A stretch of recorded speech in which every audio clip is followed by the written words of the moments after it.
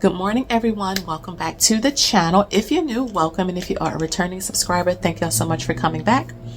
I do appreciate you guys being here. As always, my spiel. My name is Shalise. I'm a 41-year-old mama, wife, and worker bee, and an investor. So I am documenting me and my husband's journey from that perspective. So I'm not a financial advisor. I'm not a fiduciary, but I am in the trenches.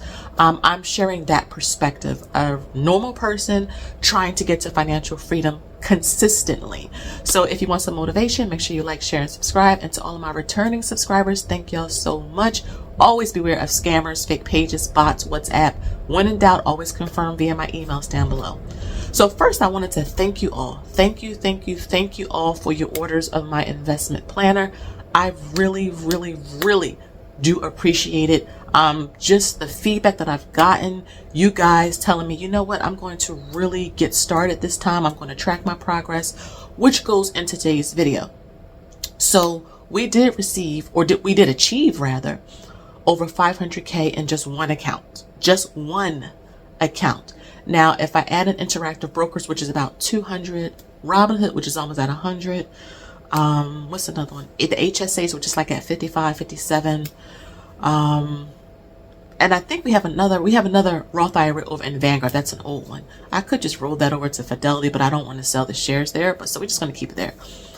But you're talking about over 800K invested in just the markets, not real estate, not the kids, not emergency fund, not the business, nothing like that. Just pure stocks and funds.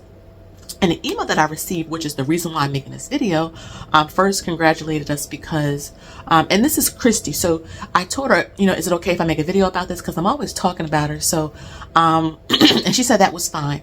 But she said she really wanted to just stop and send an email to thank me because she is 52 years old. She's a grandmother. And when she found my channel early last year, she didn't even think that what I was talking about was possible for her. And she went on to tell me how she was, a minority. I think she says she's Hispanic and she grew up in the Bronx and she just didn't know anything about the stock market. And when she would hear about it over the years, she just didn't think that was something for her until she found my channel early last year. And she said, you know what, I'm going to give what this lady is saying a try by just being consistent with whatever dollar amount. And you will see her in my comment section talking about VTI. That's the ones I think stock she owns or ETF she owns. VTI. And she said she told me she reached 50 shares in VTI. And she did not think that that would be possible, having several thousands of dollars in one ETF in the span of a year and a half. Just by starting with whatever she had. And she said she didn't even know about fractional shares. I talk about fractional shares all the time on this channel. Fractional shares, put as much as you can, when you can, just be consistent with it. And the fact that she was able to get 50 shares of VTI, which is not cheap, by the way. And I love VTI. And I talk about how if you don't want to get into individual stocks, if you just want like a fund where you can set it and forget it, it's diversified really well. That to me is my favorite ETF for that specific reason. You don't have to think about it. You don't have to do anything with it. It covers the whole broad market, simple, solid, safe, secure, right? And I wanted to come on because she was saying that I convinced her to document her progress. And she saw how her $5 to $25, she said she invested a good portion of her tax refund into the market because she would usually spend it up. And I'm like, listen, I remember years when I would get a tax refund and guess what I was doing? Eating out, buying clothes, buying shoes, purses, going out to party, not doing nothing. And then come April, needed money again, out begging people, asking people to help me. And so she realized that what I was saying was true, which is document your journey, track your journey. That's why I made this. And you can say all day long, like that could take too much time and it could be tedious, it's repetitive. Listen. The credit bureaus are documenting every single thing you do, right? The banks, if you want to apply for a home, the credit union, they're going to be all up in your business. They're going to want to know what you was doing, where you was doing it, how much were you doing it with, and because they're going to approve you. You come to them for some money, some financial assistance, a loan, they're going to want to know what you're doing. So I realized a few years back that I need to know what I'm doing too. We work hard for our money. Lord knows we're stressed, tired, don't get paid enough, we're not valued as much as we believe we should be, and rightfully so.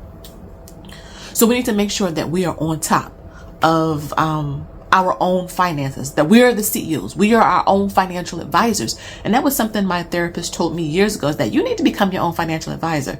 Yeah, going to different people is fine. You need to track your own progress because it's helping you to stay connected. And the fact that she sent me that email, Christy, and she was just thanking me for convincing her that this works, that she can have a seat at the table. And to the countless many of you there's people on my channel that watch me that don't invest in nothing that I'm in. They tell me all the time, girl, you need to sell that. But they come back because they said they love my consistency. They love it. They love how I'm just, when the market's up, I'm making videos. When the market is down, I'm making videos. When the market is sideways, when there's recession talk everywhere on every street corner, guess what? I am dollar cost averaging. That is what they love. And I realized that that's a skill I wish I had when I was in my early 20s, because it would have saved me so much headache, so much drama, so much stress. But I know now, and I'm trying to share that with everyone so that we're just not making the 1% richer, right? That we're not spending all this money on Amazon like I was, making Jeff Bezos richer, and I'm not even buying a share of the company, right? I mean, I believe in it enough to continue to buy into the company. Same with Black Friday. Black Friday's coming. I actually got a postcard in the mail this week, my husband and I, from Amazon. I think there's another, I don't want to say Prime Day, but another like special sale coming up. Maybe that is Prime Day. I don't know. But I'm like, if we don't need nothing, we don't need to buy anything. Because again, the corporations, they are going to get us to spend money, especially around the holidays. But we're not doing anything to really educate and elevate ourselves. So when I talk about the $1 a day investing challenge, that poll is still there. I think so far it's like a tie. The last time I looked, between SPLG and SCHD, which one is for growth and one is for income. I know several of my subscribers are in their 40s, 50s, and 60s. So thank you for coming to the channel and supporting me. But I do have some that are in their 30s and 20s as well. And like I said, I have a 19-year-old who's a beginner investor. But that challenge is helping you to build the habit so that, yeah, you may not think putting $5 in or $20 in or $1 in is going to add up. But I'm telling you, if you're consistent, especially with the cost of, let's say SCHD, which is what, $27. Let's be honest. The last time you went out to eat at a restaurant, how much was the bill? And that's the question of the day. Last time you ate out at a restaurant, how much was the bill? And if you don't eat out at restaurants, tell me how much you spend a month on subscriptions for streaming. Netflix, Hulu, Disney Plus, Amazon Prime, what's another one? Apple TV, Peacock. Let me know how much you spend down below. And I can almost guarantee we spend more on eating out and subscriptions than on either saving, investing, or paying something towards debt. So we can invest small amounts of money, and it does add up, just like your $5 coffees, which if that's what you want to do, that's fine. But if you add and tally up how much you spend on coffee, it does add up. So the money is there. We just got to prioritize it. But yeah, shout out to Christy. Shout out to all of you who are just doing the thing, who are saying, you know what? Look, we don't know what's going to happen tomorrow, next week, next month, next year. All I know is that I keep watching the same people get wealthier. And what are they doing when I'm watching these interviews with Warren Buffett and Peter Lynch and some of the other big time investors and wealth advisors? What are they doing? What are they saying? And their message underneath is the same. You need to open an account. You can invest with small amounts of money because of fractional shares, but more so long term, you got to be consistent. Be consistent with it. Don't worry about like day-to-day fluctuations if you are a long-term investor, right? You need to think about long-term. 3 is not long-term, but give me some rope. 3 years, 5 years, 7 years, 10 years, 15 years, 20 years, etc. That post I just had up because my computer just went to sleep. That's how we got to 500K. Because let me tell you something. Back in April, that post is still there in my community post. It was like 388 or something. And we didn't put over 100,000 in between April of this year and October. We did not do that. I mean, we were making our contributions, but we aren't rolling like that. that's compound interest in the market and constantly look, tracking. In this book, you know, one of my favorite sheets that I love to use, the monthly investment plan. Every single month for the last, how many years have I been doing this? 3 at least, 4? I make an investment plan. I make a budget, but I make an investment plan. I'm always talking about how much do we want to invest? Where do we want to invest it? What are some of our money goals? What's my affirmations? What's going to keep me motivated? What am I watching, reading, or listening to? It's because it's helped me to stay connected, to stay motivated, especially when the market is red big time. But again, year to date, everything is up for the most part. The S&P 500, the NASDAQ, the Dow Jones is all up. So, you know, if you feel like, you know what, my small amounts don't add up, or I cannot be consistent, this is your sign to give yourself a try. Don't count yourself short. Because let me tell you, at 41 years old, if I had this same confidence, guidance, accountability when I was 20, oh my goodness, my life would have been so much different. But thank God for resources like the internet, where there's other people. We're just documenting. We're putting something in. We're documenting our progress. We're putting something in. We're being consistent. That's the key here. It's consistency. That's how that post I showed you with Fidelity can go from the high 3s in April to over 500K by the beginning of October, because you just don't know.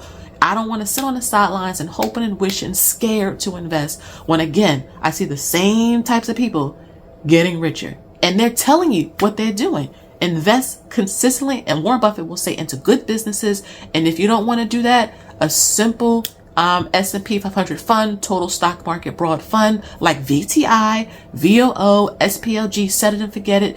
Continue to be consistent, and that's all you got to do. I don't do options. I don't short the market. I tried day trading once years ago, failed miserably at it, and I realized I don't have to do any of that.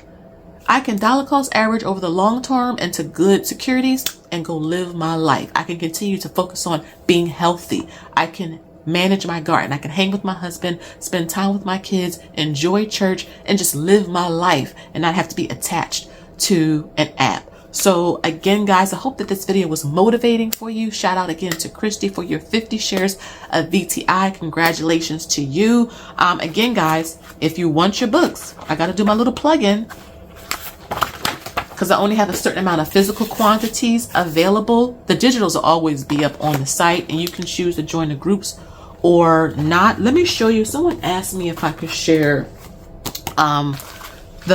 what you get as the extra goodies if you get the physical planner with the stuff. So I have it right here, so you can see right there. Now this is missing a customized bookmark, so I'll have a screenshot of it on the screen, but it is double-sided. It's colored, but it's the shipping is delayed, so that's why shipping isn't until the 20th on the physical planners. But I wanted to show you, look at this. So it is stitched binding. I love that it's personalized with Mommy Trader stuff, and it's a notebook, a mini notebook. The reason why I love mini notebooks, though I love spreadsheets, I still do write things down. I use a lot of Post-it notes and a lot of index cards. And this is something I can keep in my purse when I'm listening to podcasts, when I'm having conversations with family, coworkers, and friends about finance and economics and things like that. Things that's really edifying me. I can write it in here, and then I can research it later. A company, a stock, a fund. You guys are always telling me stuff. I can write it in here, put it in my purse, and it's like just cute. The pen is in a velvet pouch. This is velvet. Remember off of Coming to America, he said, "This is beautiful. Is it velvet?"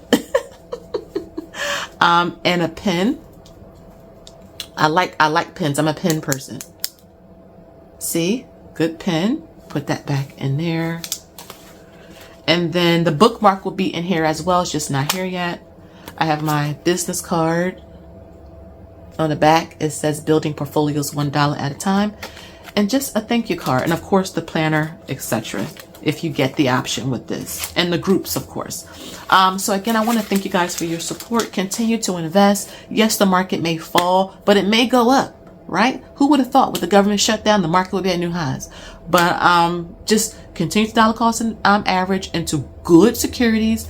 Long term, right? We're long-term investors, not monthly investors, not weekly investors, not hourly investors. We are long-term investors. And over time, it will, we will reap the benefits if we faint not.